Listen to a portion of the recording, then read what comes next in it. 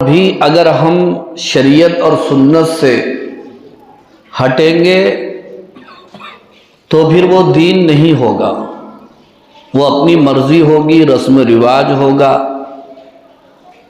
غیروں کا طریقہ ہوگا، اللہ کے نبی کا طریقہ تو نہیں ہوگا، پھر اس میں ثواب بھی نہیں مل سکے گا۔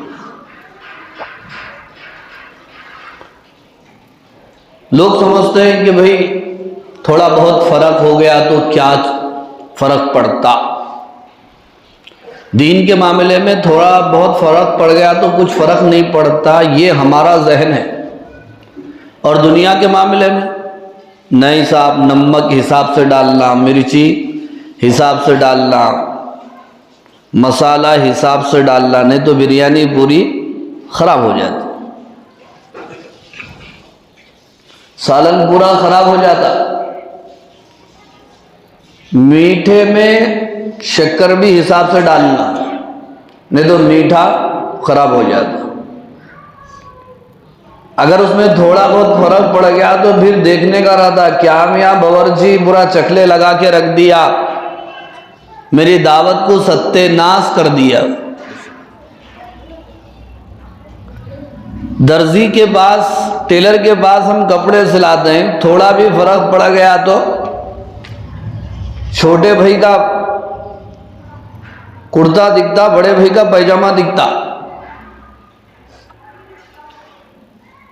تو یہ ہمارا ذہن دنیا کے معاملے میں اور دین کے معاملے میں ہمارا ذہن فی الحال یہ بنا ہوا ہے، تھوڑا بہت فرق پڑ گیا تو کیا ہوتا، چلتا، اللہ معاف کرنے والے ہیں، اور یقیناً اللہ معاف کرنے والے ہیں، اس لیے میں اور آپ جیے جا رہے ہیں۔ اللہ تو معاف کرنے والے ہیں، لیکن عبادت کے اثرات، عبادت کی نورانیت، عبادت کی برکتیں ہماری زندگیوں میں نہیں آئیں گی۔ اگر ہم عبادت کو دین کے حساب سے، اللہ کے حکم کے مطابق اور پیارے حبیب صلی اللہ علیہ وسلم کی سنت کے مطابق انجام دیں گے تو رحمتیں آئیں گی، برکتیں آئیں گی، نورانیت آئے گی۔ اور علماء کرام کا یہ کہنا ہے کہ ویسے تو کئی چیزوں میں ہم رسم و رواج کا شکار ہو چکے ہیں، لیکن سب سے زیادہ تر جو رسم و رواج کا ہم شکار ہو رہے ہیں یا ہو چکے ہیں، وہ مردے کے مسائل میں ہے، میت کے مسائل میں ہے، جنازے کے مسائل میں سب سے زیادہ، اور ہم کو احساس بھی نہیں ہو رہا ہے۔ جو چل رہا ہے وہ چلا رہے ہیں، جو ہو رہا ہے اس پر چل رہے ہیں۔ اس لیے آپ حضرات کے سامنے اس عنوان کو منتخب کیا گیا تاکہ صحیح معلومات کتاب و سنت کی روشنی میں آپ حضرات کی خدمت میں پیش کی جا سکے۔ امید کہ آپ حضرات دل کے کانوں سے سنیں گے اور یاد رکھیں گے، دوسروں تک انشاءاللہ پہنچائیں گے۔ اب آپ دیکھیے، تھوڑا فرق پڑ گیا تو کیا بڑا فرق پڑ جاتا ہے۔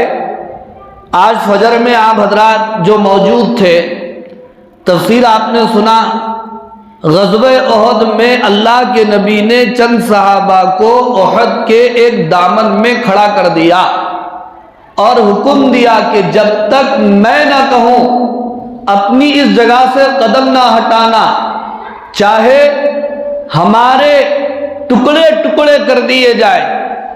مگر ہوا یہ کہ شروع میں مسلمانوں کی جیت ہوئی، دشمن بھاگنے لگے، مسلمان ان کے چھوڑے ہوئے مال کو جمع کرنے لگے، تو جن صحابہ کو حضور نے احد کے دامن میں کھڑا کیا تھا ان سے غلط فہمی ہو گئی، جان بوجھ کر انہوں نے نافرمانی نہیں کی اور غلطی نہیں کی، یہ سمجھے کہ اللہ کے نبی کا حکم تو ہماری جو ہے کامیابی تک تھا، اب کامیابی مل گئی ہے لہٰذا ہم بھی مال جمع کریں گے۔ اس دامن کو چھوڑ دیا، جگہ کو چھوڑ دیا، دشمنوں کے چھوڑے ہوئے مال کو جمع کرنے لگے۔ تو بزرگوں اور عزیز دوستوں کیا ہوا؟ جیتی ہوئی جنگ ہار میں بدل گئی۔ 70 صحابہ شہید کیے گئے، اللہ کے نبی کے مبارک دانت شہید کیے گئے، اور آپ کا جسم اطہر، جسم مبارک خون سے لہو لہان ہو گیا، افراتفری کا ماحول پیدا ہو گیا۔ تو تھوڑا فرق پڑنے سے بہت بڑا فرق پڑتا ہے دین کے معاملے میں۔ بکریاں چرا رہا تھا اور بکریاں چرا رہا تھا، دونوں میں کیا فرق ہے؟ دونوں میں ایک زبر اور پیش کا فرق ہے۔ چرانے میں چیم کے اوپر زبر ہے، چرانے میں چیم کے اوپر پیش ہے۔ زبر کی جگہ اگر کوئی پیش پڑھ دیا تو چرانا ہو گیا، پیش کی جگہ اگر کوئی زبر پڑھ دیا تو چرانا ہو گیا۔ تو کتنا بڑا فرق پڑ جاتا ہے اس کا ہمیں احساس نہیں۔ اور میت کو غسل دینا، نہلانا، دھلانا، خدمت کرنا، یہ اتنا بڑا کام ہے، اتنی بڑی خدمت اور عبادت ہے۔ گزشتہ جمعہ بھی آپ حضرات کے سامنے یہ 2 حدیثیں بیان کی گئی تھی۔ نبی رحمت صلی اللہ علیہ وسلم نے بیان فرمایا، جو کسی مردے کو غسل دے اور مردے کے عیبوں کو، برائیوں کو چھپائے تو اللہ تبارک و تعالیٰ اس سے ایسے معاف فرماتے ہیں جیسے کہ وہ آج ہی اپنی ماں کے پیٹ سے دنیا میں آیا۔ اور ایک حدیث میں فرمایا، جو مردے کو غسل دے اور مردے کی کمزوریوں کو، برائیوں کو چھپائے تو اللہ تعالیٰ اس کے 40 بڑے گناہوں کو معاف فرماتے ہیں۔ لیکن آج ہم مردوں کی خدمت سے پیچھے، نہلانے غسل لینے سے پیچھے ہٹے ہوئے ہیں، ڈر جاتے ہیں پتہ نہیں کیا ہوگا، اثرات ہو جائیں گے، شیطانہ پکڑ لیں گے۔ بلکہ عورتیں آ کر کہتی ہیں کہ مول صاحب ہم میت میں گئے تھے، جب سے کیسا کی ہو رہا۔ اب شیطانہ بھی کیا کرتے؟ میت میں جانا نہیں، غسل دینا نہیں، ایک دوسرے کی ہمدردی میں آنا نہیں، تو گڑبڑ کرنا شروع ہو جاتا۔ تو اب وہ شیطان نے پٹی بڑھائی، ذہن خراب کیا، سب کا ذہن یہی بن گیا کہ مردے کے قریب نہیں جانا ورنہ اثرات ہو جاتے۔ لیکن ایک بات میں آپ کو بتاؤں، ہم مردے ہی کی بات نہیں، اگر آپ گھر سے باہر نکلے بھی تو اثرات ہوتے۔ کیا جی گھر سے باہر نکلے تو بھی اثرات ہوتے نہیں ہوتے؟ چلنے پھرنے میں کہیں پر بھی اثرات ہو سکتے ہیں۔ تو جنازے میں، میت میں جانے ہی سے اثرات کی بات کیا ہے؟ تو کیا ڈر کے ہم گھر سے نہیں نکلیں گے؟ ہمارے نبی نے ہر چیز کا طریقہ، سلیقہ بتایا، سنتیں بتائی کہ جب تم گھر سے نکل رہے ہو تو یہ دعا پڑھ لو، بسم اللہ توکلت علی اللہ ولا حول ولا قوت الا باللہ۔ جو یہ دعا پڑھ کے گھر سے نکلتا ہے تو شیطان کہتا ہے اپنے چیلوں سے یہ ہم سے بچ گیا۔ بازاروں میں چوتھا کلمہ پڑھنے سے فتنوں سے حفاظت ہوتی ہے، اثرات سے حفاظت ہوتی ہے۔ کیا آپ نے نہیں سنا؟ جو اللہ کا ذکر کرتا ہے شیطان اس سے ڈرتا رہتا ہے، اور جب انسان اللہ کے ذکر سے غافل ہوتا ہے شیطان اس پر حاوی ہوتا ہے۔ تو ایسے ہی ہم جب میت میں جا رہے ہیں، کسی کے جنازے میں شرکت کے لیے جا رہے ہیں، گھر سے دعا پڑھ کے نکلیں، اس کے علاوہ آیت الکرسی پڑھیں آپ، اور سب سے بڑی بات یہ ہے وضو کر کے جائیں۔ کسی جنازے میں جانا ہے، میت میں جانا ہے، جہاں مردہ رکھا ہوا ہے، تو ماں اور بہنوں سے بھی گزارش ہے کہ وضو کے ساتھ جائیں، وضو کے ساتھ جائیں گے۔ وضو لوہے کا زرہ ہے، لوہے کا لباس ہے، جنات اور شیاطین سے آدمی محفوظ ہوتا ہے باوضو رہنے کی وجہ سے۔ تو وضو کر کے جائیں، میت میں جانا ہے، جنازے میں جانا ہے۔ تو اس طرح کی کئی سنتیں گزشتہ 2 جمعوں کے بیان میں عرض کی جا چکی ہیں۔ آج آپ حضرات کے سامنے میت کو غسل دینے کا مسنون طریقہ بتانا ہے۔ سنت طریقہ کیا ہے؟ ویسے تو بہت سارے طریقے ہم سے زیادہ لوگوں کو معلوم ہے۔ کئی جنازوں میں، میتوں میں جانا آنا ہوتا ہے، مفتی حضرات کو کنارے پہ رکھ دیا جاتا ہے، علماء کو کنارے پہ کھڑا کر دیا جاتا ہے۔ اب صاحب اپنے حساب سے لوگ چلتے ہیں، اگر بیچ میں کچھ بول دیے تو وہ بھی حکمت اور مصلحت کے خلاف ہے۔ غسل دینا چھوڑ کے بھاگ گیا تو کون غسل دینا؟ تو بات بھی حکمت اور مصلحت کی ہوتی ہے۔ سنت طریقہ، سیدھا اور آسان طریقہ کیا ہے، وہ آپ کے سامنے بیان کیا جا رہا ہے۔ میت کو غسل دینے کا آسان طریقہ یہ ہے کہ جیسے ہم غسل کرتے ہیں، میت کا غسل بھی بالکل ویسے ہی ہے، دونوں میں کوئی زیادہ فرق نہیں ہے۔ البتہ چند چیزیں اضافہ ہیں، وہ یہ ہے زندے لوگ جو پانی نہاتے ہیں اس میں بیر کا پتا ڈالنا سنت تو نہیں ہے، لیکن مردوں کے لیے جو پانی گرم کرتے ہیں اس میں بیر کا پتا ڈالنا سنت ہے۔ بیر کے پتے ڈالنا کیا ہے؟ سنت۔ کتنے پتے ڈالنا؟ پورا جھاڑ لا کے اتار دینا؟ اس کی بھی مقدار ہے۔ علماء اکرام نے بیان فرمایا 2 مٹھی پتے ڈالنا، 2 مٹھی کافی ہے، لا کے پورے ڈالیاں نہیں ڈال دینا۔ دالچے میں کریا پاک کی ڈالیاں ڈالتے نہیں، ہر نوالے کو ایک پتا، اب کھانا کھانا پتا نکالنا، تو ویسے ہی جو ہے ڈالیاں لا کے نہیں ڈالنا، پتے ڈالنا، اسے صاف ستھرا کر کے پانی میں ڈال کے، اور پانی کتنا گرم کرنا؟ بہت زیادہ گرم کرنا، اس کو ابالنا لگا دینا، لکڑیاں پہ لکڑیاں لگا دینا، ادھر کرسیاں ڈال کے بیٹھنا۔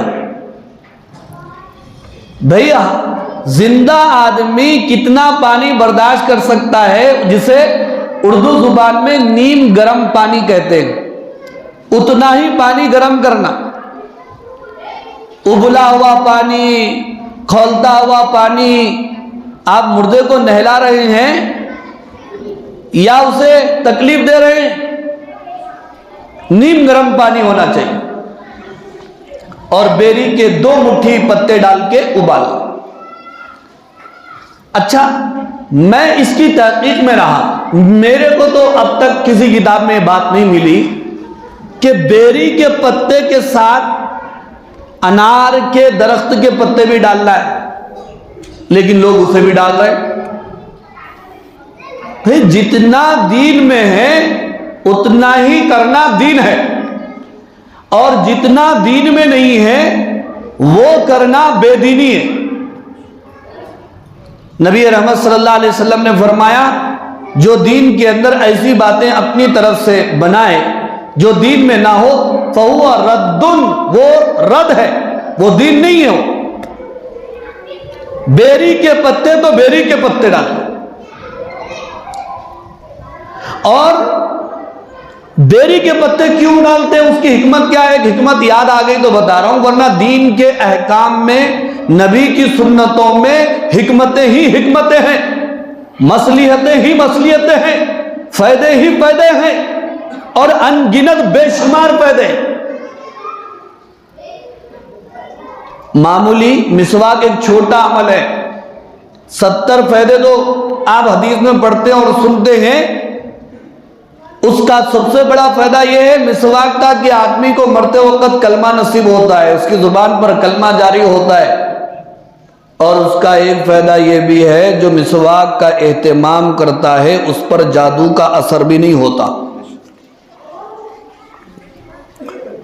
بچے اگر نیند میں ڈر رہے ہوں تو بچوں کے سر کے نیچے رات میں سوتے وقت تکیے کے نیچے مسواک رکھیں گے، علماء اکرام بیان فرماتے ہیں مسواک کی برکت سے انشاءاللہ وہ بچے کے اوپر اثرات نہیں ہوں گے۔ اب بیر کے پتے ڈالنا سنت ہے، اس کے فائدے بے شمار ہیں۔ ایک فائدہ اس کا یہ بھی بیان کیا گیا کہ بیر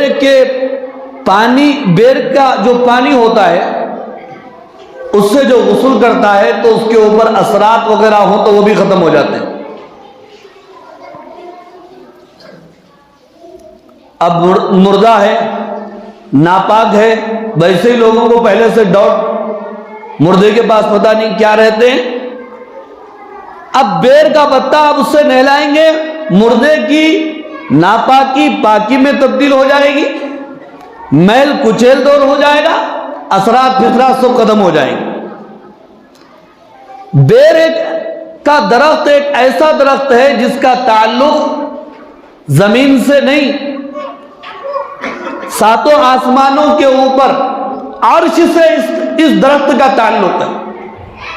ہمارے نبی صلی اللہ علیہ وسلم شب معراج میں تشریف لے گئے آسمانوں کے اوپر، تو ساتوں آسمانوں کے ختم ہونے کے بعد جو بارڈر ہے عرش سے پہلے جو حد ہے وہاں پر بیر کا درخت ہے، جسے سورۃ النجم میں اللہ نے بیان فرمایا عند سدرۃ المنتہا، بیری کے درخت کے پاس حضور اکرم صلی اللہ علیہ وسلم نے جبرائیل امین کو ان کی اپنی اصلی شکل اور حالت میں دیکھا، اور اس وقت اس بیر کے درخت کے پتے پتے پر، ڈالی ڈالی پر اللہ تعالی کا نور برس رہا تھا، اور اس بیر کے درخت پر پتے پتے پر حضور اکرم صلی اللہ علیہ وسلم کا دیدار کرنے کے لیے فرشتے جمع ہو گئے تھے۔ تو اس درخت کا تعلق سدرۃ المنتہا عرش معلیٰ سے ہے، تو بتائیے اس درخت میں، اس درخت کے پتوں میں برکتیں ہوں گی یا نہیں ہوں گی؟ اس لیے زندے بھی اگر نہانا چاہیں، کچھ ایسا محسوس ہو رہا ہے تو نہا سکتے، کوئی پریشانی کی بات نہیں ہے علاج کے لیے۔ انار کے درخت کے پتے ڈالنا یہ ثابت نہیں ہے، صرف بیر کے درخت کے پتے، وہ بھی 2 مٹھی ڈالیں، پانی حساب سے گرم کریں۔ پانی گرم ہو گیا، اس کے لیے بھی نہ خاص گھڑا ہے، نہ خاص لوٹا ہے، نہ خاص بکیٹ ہے، نہیں پتل کا لوٹا ہونا، اسٹیل کا، پلاسٹک کا نہیں چلتا، ایسا کچھ نہیں ہے۔ سہولت سے، نیا ہو پرانا ہو، اپنا ہو کرائے کا ہو، جو بھی ہو آپ اس میں پانی گرم کر سکتے، اور پانی 2 گرم کرنا چاہیے، ایک بیر کے پتوں کا پانی گرم کرنا چاہیے اور دوسرا کافور ڈال کر پانی گرم کرنا چاہیے۔ کافور جس کی مقدار 6 ماشے ہوتی ہے، یہ پانی ڈال کر دوسرا پانی، یہ آخر میں مردے کے اوپر جب پورا غسل ہو جاتا ہے تو بائیں کروٹ پر لٹا کر سیدھی کروٹ پر مردے کو سر کے نیچے سے پورا پیروں تک یہ پانی بہانا مستحب ہے، بہتر ہے، ضروری نہیں ہے، بہتر ہے یہ۔ یعنی کرے تو ثواب ہے، نہ کرے تو کوئی بات بھی نہیں ہے، گناہ بھی نہیں ہے۔ اب آپ مردے کو نہلانے کے لیے لے جا رہے ہیں، تب یہ گڑھا کھودنے کا مسئلہ ہے، پیروں کو کدھر کرنا یہ بھی بڑا مسئلہ ہے، مسئلے مسائل بن جاتے ہیں، لوگ بناتے ہیں۔ گڑھا کیوں کھودا جاتا ہے؟ مردے کو آپ جہاں نلا رہے ہیں، غسل دے رہے ہیں، وہاں سے پانی اگر آسانی کے ساتھ نالی میں جا رہا ہے، گڑھا کھودنے کی ضرورت نہیں ہے۔ گڑھا وہاں کھودا جاتا ہے جہاں پانی بہہ کر نالی میں نہیں جا سکتا، پورے آنگن میں پھیل سکتا ہے، گھر میں جا سکتا ہے، اور وہ گندگی دوسروں کو تکلیف دہ ہو سکتی ہے، وہاں گڑھا کھودنا بہتر ہے۔ اب جہاں پہلے سے نالیاں بنے ہوئے ہیں، پانی نلاتے ہی جو ہے نالی میں جا رہا ہے، تو پھر گڑھا کھودنے کی ضرورت وہاں پر نہیں۔ اور میت کو نہلاتے وقت آپ میت کو کیسے لٹائیں؟ تو اس سلسلے میں علماء اکرام یہ بیان فرماتے ہیں کہ آپ میت کو قبر میں جس طرح لٹاتے ہیں، غسل دیتے وقت بھی میت کو اسی طرح لٹانا چاہیے۔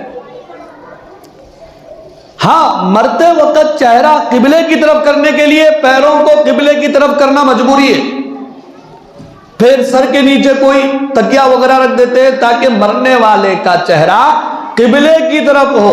اور حکمت کیا ہے؟ مرنے والا زبان سے بھی اللہ اللہ بولے، کلمہ پڑھے، اور اس کا چہرہ قبلے کی طرف ہو، تو اس کے دماغ میں بھی اللہ اللہ ہو، اس کے دل میں بھی اللہ اللہ، اس لیے وہ مجبوری ہے۔ لیکن جب روح نکل گئی، بات ختم ہو گئی، تو اب پیروں کو قبلے کی طرف کرنے کی ضرورت نہیں ہے۔ جس وقت آپ غسل دے رہے ہیں، جس طرح میت کو قبر میں لٹایا جاتا ہے، اسی طرح پانی نہلاتے وقت میت کو لٹایا جائے۔ اور وہ تختہ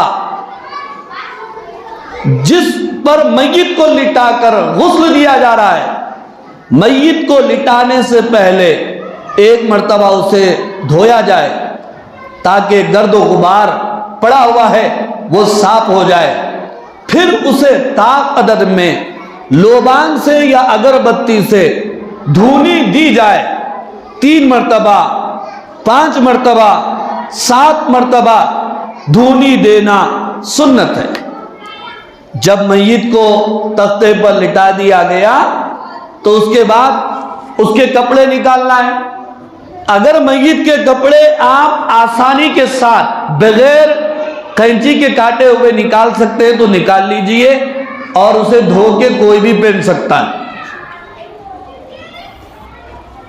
جب میت کی انگوٹھی نکال کے ہم پہن سکتے ہیں، میت کے جیب میں اگر پیسے پڑے رہے تو پھینک دیتے، حضرت دکھتے بھی نہیں ہو۔ سونے کا دانت رہا تو بھی توڑ کو نکال لیتے اس کو، یہ جا کے پورا کپڑوں کے اندر ہی جا کے بیٹھتا کیا انہیں؟ تو اگر آسانی کے ساتھ نکال سکتے تو نکالیے، نہیں نکال سکتے، آسانی نہیں ہے، تو اسے کینچی سے کاٹ کے جیسے بھی سہولت سے نکال سکتے ہیں نکال لیجیے۔ لیکن کپڑے نکالنے سے پہلے ایک موٹا کپڑا ناف سے لے کر گھٹنوں کے نیچے تک میت کے اوپر ڈال دیا جائے، اور وہ کپڑا کیسا ہو؟ موٹا ہو، ضرورت پڑے تو ڈبل کر لو۔ اللہ تعالیٰ معاف فرمائے، کبھی ایسا بھی دیکھنے آتا ہے کہ کپڑا بالکل پتلا ہے اور بے پردگی ہوتی ہے، مرنے والا تو بیچارہ مردہ ہے، وہ کیا بول سکے گا، لیکن زندے گنہگار ہوں گے۔ ڈبل کپڑا ڈالو، وائٹ کپڑا کے اندر سے اگر جسم جھلک رہا ہے، رنگین کپڑا ڈال سکتے ہیں وہ ڈالو، اور جہاں تک ہو سکے میت کو غسل جہاں دیا جا رہا ہے خوب پردہ کیا جائے، اور جتنے لوگوں کی ضرورت ہو وہاں پر اتنے ہی لوگ ہوں، اس سے زائد موجود نہ ہو۔ عورت کو جب غسل دے رہی ہیں تو عورت کو اور تھوڑا اوپر سے کپڑا ڈالنا چاہیے پورا نیچے پیروں تک، اور خوب پردے کا اہتمام کرنا چاہیے، اور اتنی ہی عورتیں وہاں پر ہونی چاہیے جتنی عورتوں کی ضرورت ہو۔ لیکن الگ حساب ہے، بعض لوگ ایسے ہوتے ہیں مودن صاحب نہ غسل دیتے نہ غسل دینے دیتے، بیچ میں ٹوکنے کی ضرورت نہیں ہے۔ اچھا، ایک مسئلہ یہ بھی سن لیجئے کہ غسل کون دے؟ جس طرح نماز جنازہ پڑھانا یہ میت کے وارثین کا حق ہے، رشتہ داروں کا حق ہے، ویسے ہی میت کو غسل دینا بھی وارثین کا سب سے پہلا حق ہے۔ اگر وہ غسل دینا جانتے ہوں تو اپنے رشتہ دار کی آخری خدمت اپنے ہاتھوں سے کر دو۔ اگر وہ غسل دینا نہ جانتے ہوں اور تجربہ نہ ہو تو کسی جاننے والے سے غسل دلواؤ، کسی دیندار متقی پرہیزگار آدمی سے غسل دلواؤ۔ کپڑے نکال دیے گئے اور اسی طرح ناف سے لے کر گھٹنوں کے نیچے تک کپڑا ڈال دیا گیا پورے پردے کے اہتمام کے ساتھ، تو اب آپ کو پہلا کام کیا کرنا ہے؟ استنجا کرانا ہے، اور استنجا کرانے میں پوری سنت کو ادا کیجئے۔ ڈھیلوں کا استعمال کرنا ہے، پانی کا استعمال، دونوں ملا کر استعمال کرنا زندوں کے لیے بھی سنت ہے، مردے کے لیے بھی سنت ہے۔ تو اس لیے اپنے غسل دینے والا اپنے دونوں ہاتھوں میں دستانے پہن لے، دستانے پہن کر پہلے وہ ڈھیلوں سے استنجا کرے، استنجا کرائے۔ اس کا طریقہ یہ ہے کہ دونوں جو ناپاک جگہ ہوتی ہیں جہاں سے آدمی ضرورت سے فارغ ہوتا ہے، تو پہلے وہ جو ہے پیشاب کی جگہ کو صاف کرے 3 مرتبہ ڈھیلوں سے، پھر 3 مرتبہ پیخانے کی جگہ کو صاف کرے ڈھیلوں سے، پھر اس کے بعد 3 مرتبہ پانی کا استعمال، دونوں جگہ وہ استعمال کرے۔ جب اس طرح استنجا ہو گیا تو پھر دیکھو جسم پہ کہاں کہاں گندگی لگی ہے اس کو بھی دھو ڈالو۔ بعض لوگ کیا کرتے ہیں، استنجا مطلب پورا میت کو اوپر سے نیچے تک بھگا دیتے ہیں، اب یہاں لگا کہ وہاں لگا کہ اس سب کو ایک مرتبہ رف کر دیں گے، اس کے بعد پھیر کر دیں گے۔ چل سکتا ہے، ایسا بھی چل سکتا ہے، اوپر سے نیچے تک پورا استنجا 1 مرتبہ، ٹھیک ہے۔ ورنہ اچھا چلیے استنجا ہو گیا، استنجے کے بعد آپ اپنے غسل میں کیا کرتے ہیں؟ دیکھو زندوں کا بھی ایسا ہی ہے، زندہ لوگ بھی جب غسل کرتے ہیں تو پہلے کیا کرتے ہیں؟ استنجا کرتے ہیں نا، پھر اس کے بعد کیا کرتے ہیں؟ وضو کرتے ہیں۔ تو میت کے وضو میں زندوں کے وضو میں تھوڑا سا فرق ہے۔ وہ فرق یہ ہے، زندہ آدمی جب استنجا کے بعد وضو کرتا ہے تو اس میں کلی بھی کرتا ہے، ناک میں پانی بھی ڈالتا ہے، اپنے دونوں ہاتھوں کو پہلے گھٹنوں تک بھی دھوتا ہے، لیکن میت کے وضو کرانے میں نہ اس کے دونوں ہاتھوں کو گھٹنوں تک دھونے کی ضرورت ہے، نہ زبردستی اس کے جبڑے پھاڑ کے منہ میں پیپ لگا کے کلی کرانے کی بھی ضرورت نہیں ہے، نہ ناک میں بھی پانی ڈالنے کی ضرورت نہیں ہے۔ ہاں کیا کرنا ہے؟ آپ کو ایک کام یہ کرنا ہے کہ اپنی انگلی میں کوئی ایسا کپڑا لپیٹ لیجئے جو کچا ہو، کچے کپڑے کو میت کے منہ میں 3 مرتبہ پھرا دیجئے۔ کتنے مرتبہ؟ مگر وہ کپڑا اچھی طرح سے کچا کر لیجئے، آپ اچھی طریقے سے، پانی بھی ڈال دیے منہ میں تو چل جاتا، گناہ تو نہیں ہوتا۔ اب خواہ مخواہ زبردستی ڈالتے ہیں کو ڈال دیے تو ہوتا کچھ بھی نہیں، تو 3 مرتبہ وہ کپڑا کچا کر کے آپ جو ہے 3 مرتبہ ہو یا اور ضرورت پڑے آپ کو دونوں طرف کرنا ہے 6 مرتبہ کر لیجئے، کوئی فرق نہیں پڑتا، لیکن آپ کے حساب میں 3 مرتبہ ہونا چاہیے طاقت۔ پھر اسی طرح ہونٹوں پر بھی پھرا دیجئے، آپ کپڑے کو کیا کیجئے؟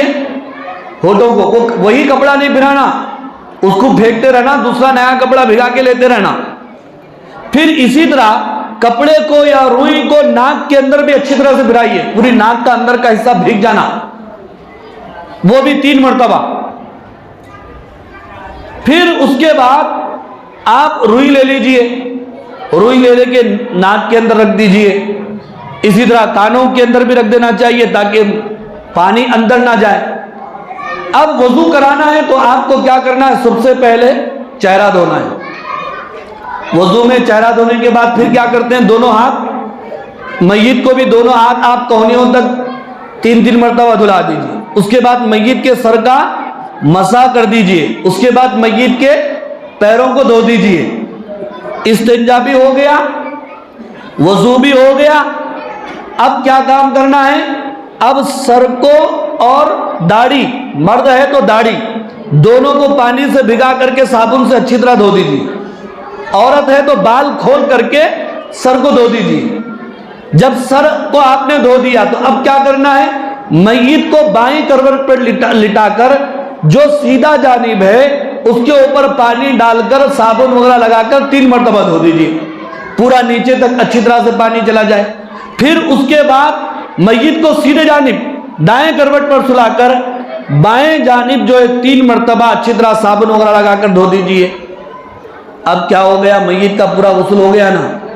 اس کے بعد ایک ہلکا سا کام کرنا ہے، وہ یہ ہے میت کو تھوڑا سر کے نیچے، پیٹھ کے نیچے ہاتھ لگا کے اٹھا کے پیٹ تھوڑا ہلکا دبا دینا. ڈال کے دبا کے نہیں دبانا، تھوڑا آہستہ سے.